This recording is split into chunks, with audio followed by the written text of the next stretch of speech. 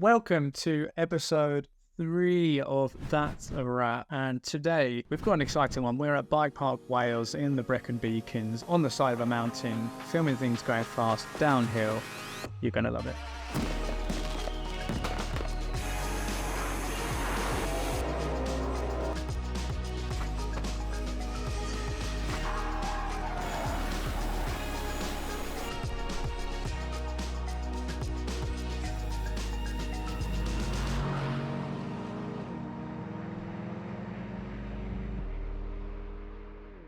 Job number 3. I don't know what I'm going to do when I run out of fingers and we get up into the hundreds, but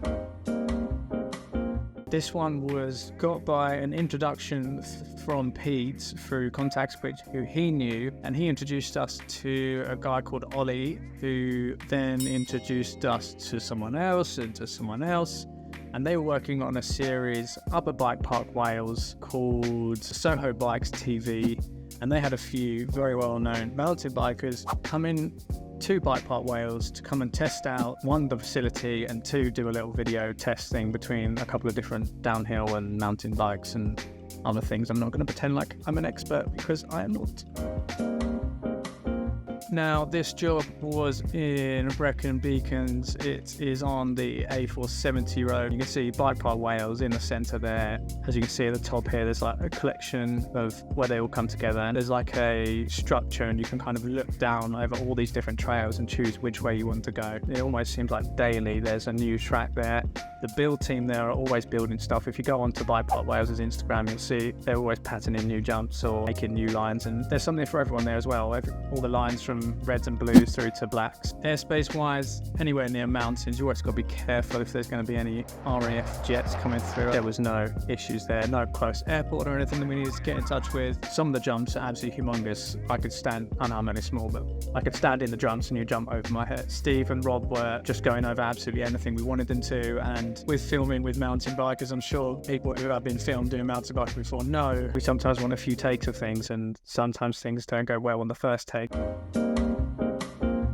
So typically this would involve everyone getting in position, taking off the drone, shouting that the drone was ready and in position, mountain biker would go down, and then we just have to time the shot and try and thread the needle through. Here we go. As they go over all the jumps and stuff, trying to stay close. There we go, propellers in shot, right in the bottom of shot, well done. Here we go, here's some footage of Rob Warner doing his intro. A nice pan out. Perfect time of year. GoPro setting the exposure beautifully there.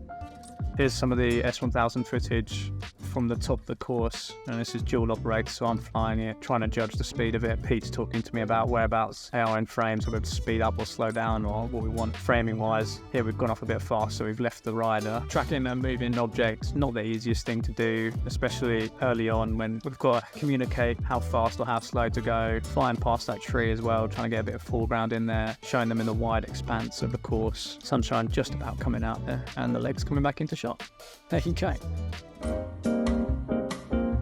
I think a big learning for us, and overall we felt probably knackered after this day, because you have to get all the way up to the top of the mountain and all the way back down and keep changing positions. Even with just the Phantom gear, you're carrying like backpacks and boxes to go up and down the mountain with per each jump you want to film, and that's set up and can take a lot of time. So I think we definitely learned a lesson there about how long sometimes these things can take. You think, oh yeah, just one jump, that'll take 5 minutes, just one run through. But it's only got to take the talent to not like how they did the line down the hill. It's us to time it wrong, have the camera settings wrong, communication not to be right, and people go at the wrong time, someone being the shot who they shouldn't be, and you could take 2, 3, 4 takes, or suddenly you've been there for 20 minutes on one jump at least. So we had the very fortunate opportunity to meet 2B legend called Ben Cornish, and he was a cameraman on this job. He asked us whether we would like to go to the Isle of Man the following week to go and film a Porsche GT3 RS. Him and his mates had it for like a week or something on the island. They said, that'd be cool if you come film it with a drone. What do you think? Of course, Pete and I looked at each other and said, hell yeah.